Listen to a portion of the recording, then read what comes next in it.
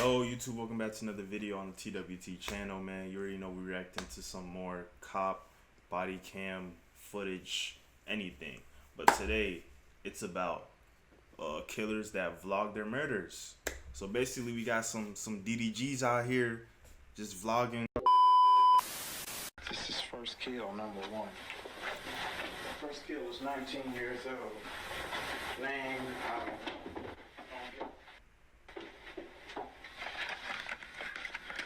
first kill was nice. Hello, Cassie. I'm getting you on tape, okay? Say hi, please. You just killed Cassie. This is not a fucking joke. I'm shaking. I stabbed her in the throat and I saw her lifeless body. Dude, I just killed Cassie. These are moments when criminals vlog their own crimes. Let's begin with two 16-year-old high schoolers who made an entire documentary about murdering their fellow classmates. We're not going not to get caught, Ryan. If we're going for guns, we're just going to end it. We're just going to grab the guns and get out of there, kill everybody and leave. We're going to make history. We're gonna make history. Look at him. Look at his face. For all you FBI agents watching this, you weren't quick enough. We weren't quick enough and you weren't smart enough. On September 22nd, 2006, Brian Lee Draper and Tori Michael Adamczyk, friends who had bonded over shared interest in horror movies, especially the 1996 film Scream. Brian and Tori decided to copy the movie's plot by carrying out a real-life murder spree of their own, targeting their fellow female student Danny Dixon as the first victim. And we're going over to Danny Dixon's house. We're gonna go snoop around over there and try to see if she's home alone or not. And if she's home alone, splat! She did. Don't fear. People will die. Unfortunately for them, Dixon wasn't home alone, forcing them to abandon her as their first target and choose a more vulnerable target, someone they had easier access to. Dixon's house. It's clear out there in the pasture. What are they listening to? Snooped around her house a couple times. She's not home, so we're gonna go to the church over there and we're gonna call. Bro, I ain't gonna lie, people that just be chilling in the car listening to classical music, they gotta be friends. We have to make sacrifices. So. Weird individual. I feel tonight it is the night, and I feel really weird. It's after snow week and stuff, and I feel like I want to kill somebody. She's our friend, but you know what? We all have to make sacrifices. Our first victim is going to be Cassie Stoddard and her God, friends. turn your brights off, asshole. We'll find out if she has friends over. She's going to be alone in a big, dark house out in the middle of nowhere. How perfect can you get? I mean, like, holy shit, dude. I'm horny just thinking about it. Hell yeah. So we're gonna fucking kill her and her friends, and we're gonna keep moving on.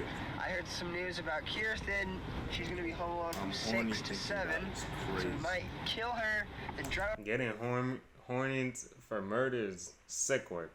In 2006? Horny thinking about it, bro. Just you can hear it in the voice, man. These dudes is. Yeah, whoever raised them, they ain't raised them right. I'm horny thinking about killing her. Like, you don't sound like there's no brain activity in that. I don't know, man. You don't sound bright, man. Over to Cassie's thing and scare the shit out of them and kill them one by fucking one. Hell yeah. Why one by one? Why can't it be a 2 by 2 and 3 by 3? The two new targets Brian and Tori set their sights on were Cassie Jo Stoddard and her boyfriend, Matt Beckham, both high school classmates and friends of the boys. That night, Cassie wasn't home alone, which made it impossible for Brian and Tori to carry out their plan. However, they soon learned that Cassie would be house-sitting for her aunt and uncle at their remote home the following day, Friday, and would be alone for the entire weekend, while the couple was away on a trip. Seeing this as the perfect opportunity, the pair resumed vlogging the next morning, even capturing footage of Cassie at school as she went about her day, unaware it would be her last. Hello, Cassie. Hey. That's crazy. Hello, Cassie. I'm getting you on tape, okay? Say hi, please. Okay, see ya. Wait. Have you seen Tori? He's supposed to be in here at 7:30, and it's 8:19. He's an hour late. You don't even care, dude. Okay. See ya. Brian and Tori managed to trick their way into getting an invitation to watch a movie with Cassie and her boyfriend Matt at the house she was watching, which conveniently aligned with their evil. I ain't gonna lie, that's low-key kind of weird. It is. Why, as a boyfriend, would you let Two other dudes come into the crib with you and your girl? Like, do you not want to beat cheeks, money? Like, no, for real. Like, do you not want to beat cheeks? Like, what? I don't know. Maybe that's just that side. Cause me, nigga, I ain't. I'm watching a movie by myself with Shorty, nigga. Ain't nobody coming to watch movie with us, man. No. Yeah. I got things I'm trying to do. I'm not like what? I'm gonna invite two other grown men or two other dudes. Nah, bro. Plan. They accepted the offer, then went to the school library, where they further discussed and wrote down the details of how they intended to execute this plan. My plan is supposed to happen tonight, so hopefully I will move along. These the type of dudes that in them classes, man, in them schools. Like, look at them. Just don't look right, man. Look at him. Look at his face, man. Look at his head. It just don't look right, man. They sick. Man, them boys look sick, man. Terrible. I'm sorry. I'm sorry, Cassie's family, but she had to move on. We have to stick with the plan. And she's perfect, so she's gonna die. Everyone just on Kirsten Barnes' house, probably. And we have a new victim now. You know they got bullied. That's what's crazy. Why don't they? She's told me to be quiet and shut up, so now she's dead. I've always wanted to make a mark on the world and stuff. And this is a good way to do it. That night, Brian and Tori arrived at He said he wanted to make his mark on the world, and this is the way he's gonna do it. Yeah, I know. I heard it. What mark? That's not a mark. You didn't do nothing extravagant. You just killed a little girl. Like, at least kill somebody, you know, that's on the same, like, plane, like, same, you know what I'm saying? Like, same level, like, and then, like, go kill a nigga that you beefing with or something. Like, you just gonna kill a little girl. I told you shut up. That's crazy.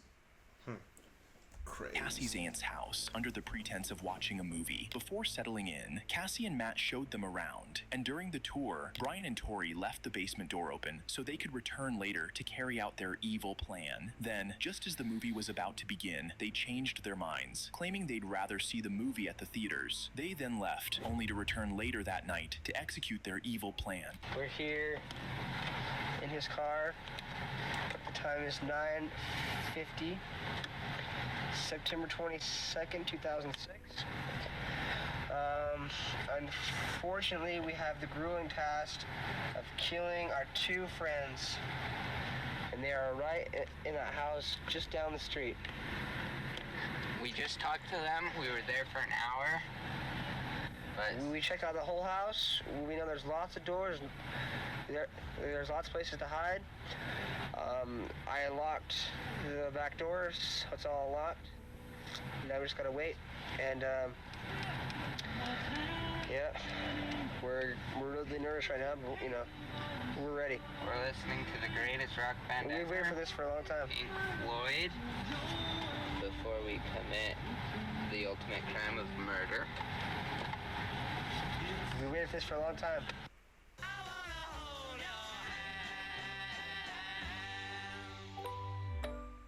Still looking for a new job? I just found out my dad's sister's husband is golfing buddies with the CEO of a great company. So basically, I got... A long time. We'll stay tuned. Brian and Tori returned to the neighborhood and parked a block away, then slipped back in through the unlocked basement door. After wearing their costumes, they tried to bait Cassie and Matt downstairs by making loud noises, and, when that failed, flipped the circuit breaker to plunge the house into darkness. Still no one came, so they flipped the power back on. Feeling uneasy, Cassie asked her boyfriend Matt to stay overnight, but when Matt's mother arrived around 10:30 p.m. to pick him up, she refused to let him stay and instead invited Cassie to come with them. Cassie declined, choosing to stay behind and fulfill her promise to care for the house and pets. Once Matt and his mother had left, Brian and Tori crept upstairs, armed with 4 hunting knives they'd bought earlier, and stabbed Cassie over 30 times, tragically ending her life. We just killed Cassie. We just left her house. This is not a fucking joke. I'm shaking. I stabbed her in the throat and I saw her lifeless body just disappear. Dude, I just killed Cassie. Oh, fuck. That felt like it wasn't real. I mean, it went by so fast. Shut the fuck up. We gotta get our act straight. It's okay. Okay, let's buy movie tickets now. Okay.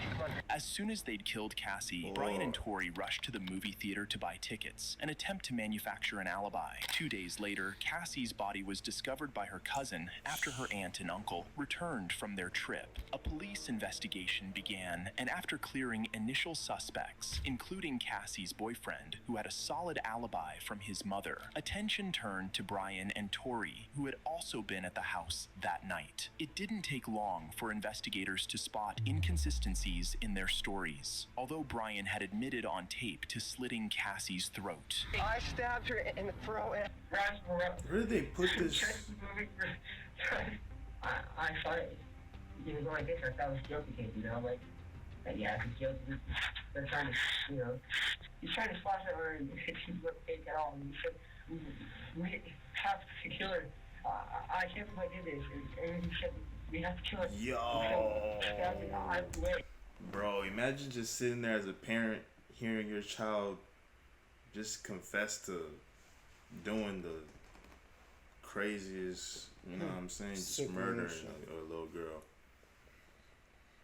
But I ain't gonna lie, that's I would have had to get up and smack that boy in his head, boy. I'd been like, that's not my son. Smack. Nigga, I'm giving up son rocking this rocking this shit back to the wall, nigga.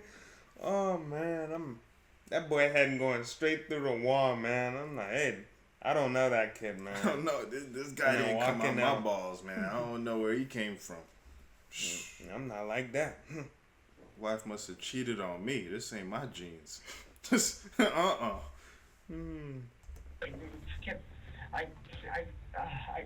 heard the wind. I heard the chest, like sound on the chest. It was supposed to happen. It was supposed to be a joke. A joke? Hell no. Nah, bro. Ain't no comfort in that, man. Yeah, I'm not By comforting pitting Brian and Tori against each other, detectives secured confessions, recovered the murder weapons, and even restored their destroyed tape. Both Brian Draper and Tori Adamczyk were charged with first-degree murder, found guilty, and sentenced to life in prison without the possibility of parole. Good. Next, we have a psychopathic serial killer who vlogged his horrific crimes as he weird. abducted and murdered more than a dozen women. You saw about what? Jumping in the car with him up, you don't know? You want to say something to your kids? Mom, sorry. This is first kill, number 1. First kill was 19 years old. Between May and October 2001, more than 4 How many women months were is that? May to October, that's 5 months? Yeah, that's 5 months. Murdered a dozen women? Damn. reported missing and later found strangled to death along various roadways in the Ferguson area. In the new refined generation now, after one, he getting caught. Yeah, with the cameras and all that. Yeah. Yeah, back then They didn't have too much technology. Back then they went on rampage, man. They went years upon years. Yeah. There's still killers like the Zodiac killer. They haven't found them because it's so long ago. Yeah. So, but now of Saint. I've heard that there's people on their, like when they're about to die, they be saying that they were killers and all that. Crazy. Louis, Missouri. One disturbing detail connected all the victims. They were all sex workers. As the investigation continued, police realized the number of victims were as high as 12. This prompted a St. Louis news reporter to publish a story featuring one of the victims in the newspaper. Like many serial killers who crave public recognition, the killer, 37-year-old Maury Troy Travis, a hotel waiter and convicted felon on probation, sent a letter to the reporter taking credit for the murders. He included a map with an X marking the location of another body in the letter. When authorities found a body exactly where he indicated, they launched a manhunt. They began tracing the source of the map he had used. Investigators subpoenaed the map service provider and obtained the IP address tied to Travis's computer. That led them straight to him. After his arrest, his fingerprints matched those found on several of the victims. His ultimate undoing came when police discovered vlogged videos of him committing the brutal crimes, along with evidence in his torture room basement beneath his home. Say it clear. You want the master that pleases me to serve you. You want the master that pleases me to serve you. Stop what? You want the master that pleases me to serve you. Man, you sit your ass down like I said. You sorry? Yes. You sorry about what? Everything. Jumping in the car with him up? You don't know? This is sick, man. This is sick. You want to say something to your kids? This is sick. Oh. Yo, in this video, she probably sick. You probably doing. This is sick, boy. It's all sex workers. He probably got done and then. Yeah. Bro, this is why women just go find a job, man. Like, bro. What they say, this is one of the oldest jobs. Oldest professions, yeah. Oldest professions. Just opening your legs, yes. You see how that turned out for 10 women. Women, close your legs, man. Just find a job. Go do something, bro. Like, opening your legs to get $50 ain't gonna cut it, bro. Like, shoot, nowadays they charging more than that. More than 50. How you know? That's Hey, somebody get this guy. How you know, bruh? It's man. more? I didn't know you was like that. I didn't know, man. I ain't know. You I'm know, not going around I paying get it free, brother. I get it free. I don't know about you. I don't know about you. Funny. I get it free. Nigga. No, nigga, I ain't paying for shit. It's just, nigga, I seen fucking clips niggas going around asking them. They saying 150, 200, 200 one night. 1 night, 1 hour. 1 hour, 200. Oh, boy. I'm getting that shit for free. 150, 200. 6, 7. Who raising your kids? Me and my mom and dad. You ain't raising shit. You on here in your back smoking crack. Because you ain't going home long. I'm going to keep you about a week. This is first kill, number 1. First kill was 19 years That's old. what I'm saying, bro. Man, Like, you don't know the man. She was probably getting. Yo, first kill was nice. Unfortunately, Without the consent, police were only able whole to time? find one vlogged video of a single victim. While Maury Travis claimed to have heard over 17 women, the official count was 12. However, before he could stand trial for his crimes, Travis did the unthinkable and offed himself. Next up, this dangerous man forced his ex-girlfriend to go live on Facebook to apologize to his current girlfriend, only to murder her during the live stream. I ain't have no business going off like that, but... See right there. See right there. Everybody want to be famous. I'm going to make you famous. Stop jumping! Now, game over. On April 12th, 2018, 37-year-old Jonathan Robinson laid siege to the Shreveport, Louisiana home of his ex-girlfriend, 27-year-old mother of 3, Renita Williams, after she had publicly ridiculed his long-term partner, Sherika Taylor, online, an attack that had driven Sherika into a mental breakdown. Robinson, who'd been dating both women at once and refused to let either go, arrived armed with a rifle, took Renita, her mother, and her brother hostage. hostage and ordered Renita to go live on social media to apologize to Sherika. Renita's mother managed to escape and call police, despite Robinson firing shots at her. With the mother gone, Jonathan kept Renita and her brother captive, forcing Renita to continue live streaming apologies until Sherika was satisfied. Hey y'all, this Nunu. I apologize for going live on Rika. I ain't got no apologize. business doing all that. My page been blocked, so that's why I'm going live. I'm not gonna ridicule the dead, but I ain't gonna lie. There's a lot of low IQ individuals in this. It's just what? That's crazy. I apologize, but that's crazy, man. That's crazy.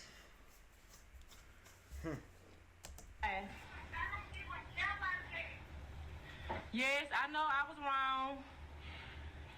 It's the fact that she with a dude that's with another. See right there. See right there. Everybody want to be famous. I'm gonna make you famous. Yes. What? I am sorry, y'all. This Nunu, I'm blocked off my page, so I had to go out live on Monster Farm. I ain't had no intentions of going live like that. I apologize to everybody. Yes. What? No, huh? Yes, that's her. Let me see the phone, son. No. Yes. Yes, Aunt Lola. Is that the other girl on the phone? Police right now? Huh? You think I'm worried about the police right now? No. Tell you, I don't give a about no police, you heard? Mm-hmm. Hell with me. This wood pull up right now. Pull up. Bro. This won't be famous. It's the fact that both of the girls like are with him. This is insane. No. No. Everybody want to be famous. Like he don't even keep it on the low. Okay. Huh? I do. Yes. He telling you I get on these bitches level.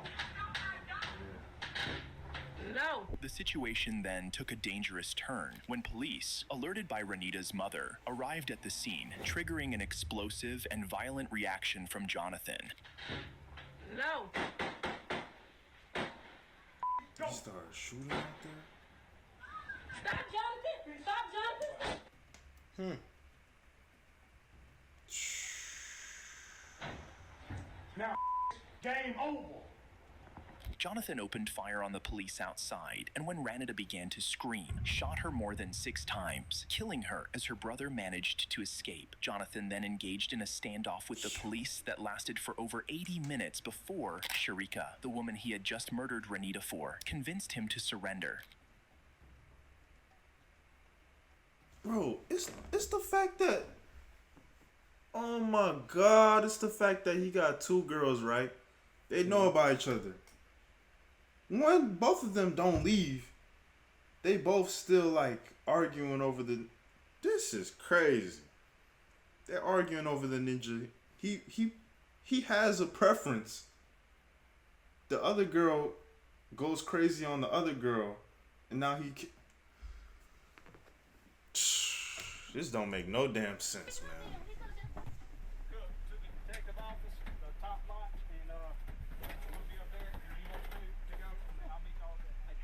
I'm surprised he came out alive. And in a scene that would leave anyone shocked, officers then allowed Jonathan, who had just murdered a mother of 3, to share an intimate moment with Sherika, the woman he killed for, after she had arrived to the scene. That's y'all's words, right, Jonathan?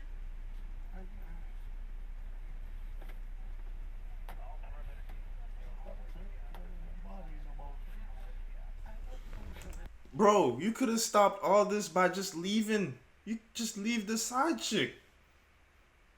Just block her, man. Like, bro, yo, this is crazy work. Bro, at this point, I'm confused why he, man. I don't know what was going through that. Hey, man, I don't. That's what I'm saying. Just leave the side chick. She going crazy. This one, she's still messing with you. I don't get the IQ. The IQ levels. Yo, he probably life in jail, and guess what? She Yeah, she with another dude. Yeah, getting her cheeks clapped. Like, brother, you could have just. Oh. For them to still be with him, why even make it Why even make it a big deal? Why? Crazy.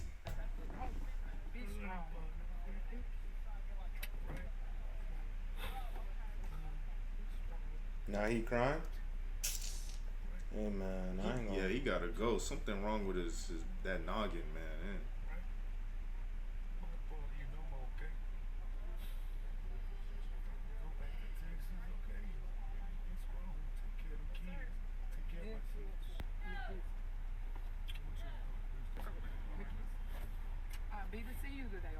Jonathan was arrested and charged with second-degree murder, being a felon. He getting a kiss? I'm not even saying. From a woman. No. Felon in possession of a firearm and simple criminal damage to property. He ultimately took a plea deal, life without the possibility of parole, to avoid the death penalty. Up next, this man vlogged his plans, actions, and escape as he executed his wife and daughter, and then set their house ablaze with them inside. I just feel like I'm getting knocked back every time financially. He's trying to reset his life. Yeah, my wife is just gonna suck all the money out that I have.